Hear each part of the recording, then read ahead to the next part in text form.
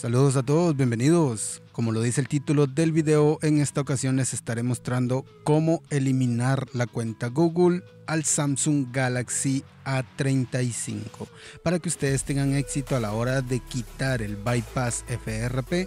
Vean el video completo y no se salten ninguna parte. En la descripción, comentario fijo, yo les estaré dejando los enlaces de descarga tanto de la herramienta FRP como del sistema operativo que vamos a ocupar para instalar a nuestro Samsung Galaxy A35. Muy bien, una vez nosotros descarguemos lo que son los archivos, vamos a extraer, descomprimir.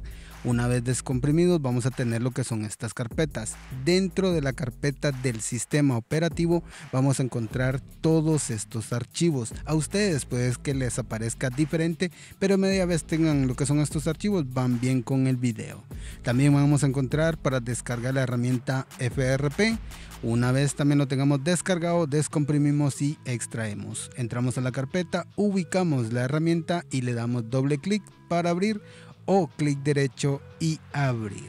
Acá la herramienta nos va a lanzar este mensaje. Vamos a seleccionar el apartado de no para no actualizar la herramienta.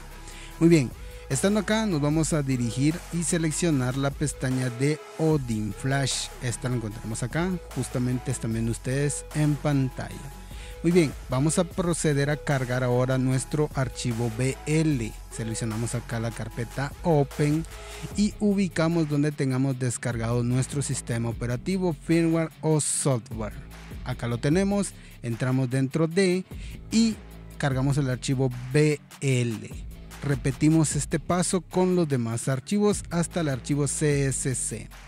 Este software, firmware, sistema operativo funciona para cualquier país, chicos, dígase México, Colombia o Estados Unidos. El procedimiento es igual. Una vez cargados los archivos, seleccionamos la pestaña de NAND Eraser. Ahora vamos a proceder a conectar nuestro dispositivo al computador mediante el cable USB. Conectamos acá.